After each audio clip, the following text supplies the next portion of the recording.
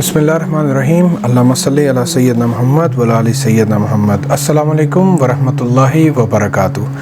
आपका भाई अदनान एक दफ़ा फिर हाज़िर खिदमत है और आज जो मैं मौजू लाया हूँ वो मैं समझता हूँ कि ज़िंदगी के बड़े अहम तरीन मौज़ूआत में से है और बहुत ही खूबसूरत लाइफ स्किल है असल में, जो आपको दुनिया में भी बेइंतहा फ़ायदा देगी और आखिरत में भी इसका बेशुमार फ़ायदा है, और वो है इखलाक। तो आइए इस सिलसिले में आगे बढ़ते हैं कि ये क्या चीज़ है और इसकी इफ़ादियत क्या है। जी, चूँकि ये एक बहुत अहम मौजू है और इसके ऊपर बहुत कुछ अल्लाह ने और अल्लाह के नबी ने फरमा रखा है, इसलिए वक्त को सामने रखते हुए मैं इस मौजू को 4 वीडियोस में स्प्लिट कर रहा हूँ ताकि कोई भी एक वीडियो बहुत लंबी ना हो जाए और आप लोग उससे फ़ायदा उठा सकें। तो पहली जो 2 पार्ट्स हैं इसकी, पार्ट नंबर 1 और 2, उसमें मैं शेयर करूँगा कि क्यों इखलाक का मामला जो है वो बहुत अहम है, क्यों ये लाइफ स्किल सीखनी बहुत ज़रूरी है। और पार्ट नंबर 3 और 4 में ये शेयर करूँगा कि ये किस तरह आप अपने अंदर बिल्ड कर सकते हैं और इसकी एक्सीलेंस को कैसे पा सकते हैं। तो आइए देखते हैं पार्ट नंबर 1। जी, इखलाक इंसान की स्पिरिचुअल स्टेट का ज़हूर है। मैं आपसे अर्ज़ करूं इसको सादे लफ्ज़ों में, जब आप किसी इंसान को मिलते हैं तो जब तक वो बोलता नहीं है आप उसकी सिर्फ़ ज़ाहिर को देख रहे होते हैं, उसने क्या लिबास पहना है, वो दिखने में कैसा लगता है, वही उसका लगना आपको उस इंसान के बारे में बताता है कि वो जैसा लग रहा है वो वैसा इंसान है। एज़ सुन एज़ वो इंसान बोलना शुरू करता है तो आपको उसकी गहराई का पता लगना शुरू होता है, उसके अंदर का, उसकी रूह क्या है। फ़िज़िकल स्टेट से आगे बढ़कर उसकी रूहानी जो स्पिरिचुअल स्टेट है वो उसमें आप झांकना शुरू करते हैं और देखना शुरू करते हैं कि ये इंसान कैसा है। उसका बोलना, उसका देखना, उठना बैठना जो है उसके अखलाक का ज़हूर करता है और उसी से वो इंसान जाना जाता है कि ये किस कदर ख़ूबसूरत इंसान है या वाइस वर्सा है। दैट इज़ वाई इसकी बड़ी अहमियत है दुनिया में। दीन के रेफरेंस से अगर देखा जाए, अल्लाह के नबी ने इसके ऊपर बहुत एम्फसाइज़ की है।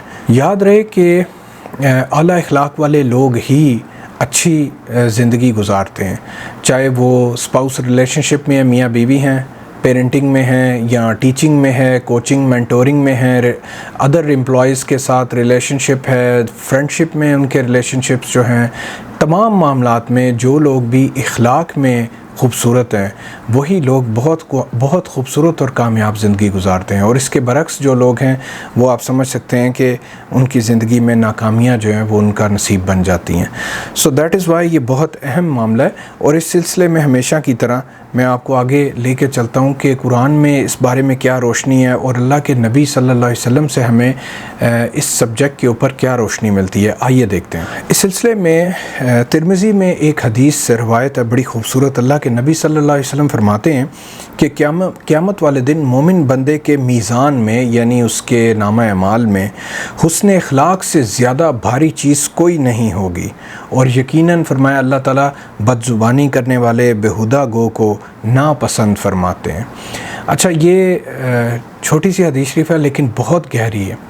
आपको बताऊं कि आप सोचेंगे कि अल्लाह के नबी ने नमाज, रोज़ा, हज, ज़कात और बेशुमार चीज़ों का ज़िक्र नहीं किया यहाँ पे कि वो बहुत भारी होंगी। फरमाया इखलाक सबसे भारी होंगे मीज़ान में, कि जो इखलाक में सबसे अच्छा है वो उसका नामा अमाल बहुत वज़नी हो जाएगा और अल्लाह को वो बहुत पसंद होगा। सो अब आप सिर्फ़ इस एक हदीस पाक से ये अंदाज़ा लगा सकते हैं कि इंसान का खुल्क कितनी बड़ी चीज़ है। हम लोग बचपन से ये देखते सुनते आए कि जी नमाज़ें अहम हैं, रोज़े अहम हैं और बाकी सब हज और मामलात जितने भी हैं, नो डाउट उनकी अहमियत है, इसमें कोई शक नहीं, लेकिन वो अल्लाह के साथ के मामलात हैं। लेकिन इखलाक जो है वो खल्क अल्लाह के साथ मामलात का मैटर है। दैट इज़ वाई इसको अल्लाह के नबी ने बहुत अहमियत दी और बताया कि जिसके इखलाक अज़ीम होंगे उसके नामा अमाल बहुत वज़नी हो जाएंगे, हर चीज़ से ज़्यादा वज़नी, और उसको आगे राह जन्नत में आसानी होगी। सो अल्लाह ताला करें कि हमें इस चीज़ की अहमियत का अंदाज़ा हो और हम इसको समझ के चल सकें ताकि हम लोग भी इससे फ़ायदा उठा सकें। اس سلسلے میں سورہ آل عمران ہے، اس کی آیت نمبر 159 آپ سے شیئر کرتا ہوں۔ اللہ تعالیٰ فرماتے ہیں، پھر اے نبی اللہ کی مہربانی سے آپ ان لوگوں کے لیے نرم مزاج واقع ہوئے ہیں، اور اگر آپ بدخو اور سخت دل ہوتے تو یہ آپ کے پاس سے بھاگ کھڑے ہوتے، سو ان کو معاف کر دیجئے اور ان کے لیے اللہ سے مغفرت مانگیں اور اپنے کاموں میں ان سے مشاورت کیا کریں۔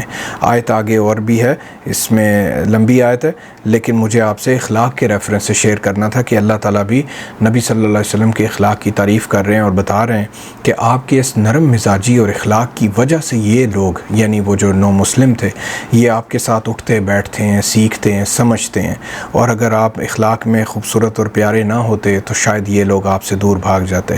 سو اللہ تعالیٰ نے بھی قرآن میں اللہ کے نبی کے اخلاق کی تعریف کی۔ اللہ تعالیٰ ہمیں بھی نصیب کر دیں انشاءاللہ۔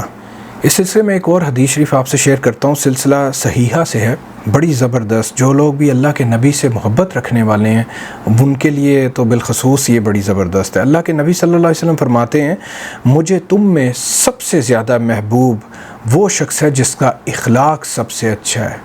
کیا خوبصورت بات ہے!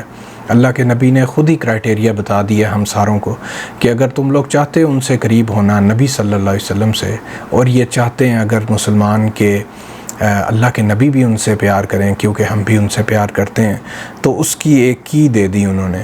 فرمایا جو عظیم اخلاق کا بندہ ہوگا وہ مجھے تم میں سب سے زیادہ پیارا ہے، جس کے اخلاق سب سے اچھے ہوں گے۔ تو اب آپ اندازہ لگا لیں اس بات سے، اور جو لوگ بھی اللہ کے نبی کا قرب چاہتے ہیں دنیا و آخرت میں، ان کو اپنے اخلاق عظیم کرنے ہوں گے۔ آگے ہم بڑھتے جائیں گے، دیکھتے جائیں گے اب عظیم اخلاق کہتے کن کو، انشاءاللہ دیکھتے رہیں۔ اسی سلسلے میں سلسلہ صحیحہ ہے، اس میں ایک اور بہت خوبصورت حدیث شریف ہے، وہ بھی اخلاق کے ریفرنس سے۔ فرمایا کہ اصل میں کچھ لوگ صحابہ نبی صلی اللہ علیہ وسلم کے پاس بیٹھے تھے اور ایک شخص آیا اور کہنے لگا کہ اللہ کے بندوں میں سے اللہ کو سب سے زیادہ پسند کون ہے؟ اس نے یہ سوال نبی صلی اللہ علیہ وسلم سے کیا، تو آپ نے پتہ کیا جواب دیا؟ آپ نے فرمایا جس کا اخلاق سب سے عمدہ ہے۔ سبحان اللہ۔ اب آپ دیکھیں کہ اللہ کے نزدیک بھی فرمایا کہ اللہ کا پسندیدہ وہ ہے جس کا اخلاق سب سے اچھا ہے، اور اللہ کے نبی نے بھی یہی فرمایا کہ مجھے تم میں سب سے زیادہ محبوب وہ ہے جس کا اخلاق سب سے اچھا ہے۔ سو آپ سوچ لیں کہ یہ کس قدر اہم اور کیا خوبصورت چیز ہے۔ اللہ تعالیٰ کریں کہ ہمارے دلوں میں یہ اتر جائے اور ہم اعلیٰ اخلاق والے بن جائیں، تاکہ ہم اللہ کے بھی پیارے بن جائیں اور اپنے نبی کے بھی انشاءاللہ اللہ توفیق دے دیں۔ اس سلسلہ میں جامع ترمذی میں ایک اور حدیث شریف ہے، اس سے ملتی جلتی لیکن تھوڑی ڈیٹیل اور ہے اس میں، بڑی خوبصورت۔ اللہ کے نبی صلی اللہ علیہ وسلم فرماتے ہیں کہ میرے نزدیک تم میں دنیا میں بھی سب سے زیادہ محبوب اور قیامت کے دن بھی مجھ سے سب سے زیادہ قریب بیٹھنے والے وہ لوگ ہوں گے جو تم میں سب سے بہترین اخلاق والے ہوں گے، اور فرمایا میرے نزدیک تم میں دنیا میں بھی سب سے زیادہ قابل نفرت اور قیامت کے دن بھی مجھ سے سب سے دور بیٹھنے والے لوگ وہ ہوں گے، فرمایا جو باطونی بلا احتیاط بولنے والے، زبان دراز اور تکبر کرنے والے ہوں گے۔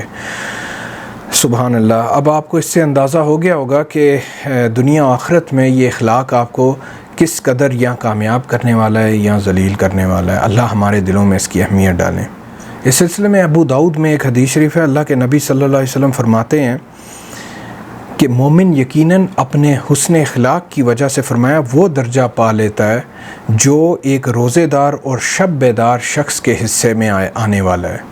کیسی خوبصورت بات ہے! ساری رات عبادت میں جاگنا، سارا دن روزہ رکھنا، کتنا یہ ٹف معاملہ ہے۔ فرمایا یہ درجہ آپ صرف ایک حسن اخلاق سے پا لیتے ہیں۔ تو اتنی بڑی چیز ہے اور اتنے فائدے ہیں اس کے، اللہ تعالی ہمیں نصیب کر دیں انشاءاللہ۔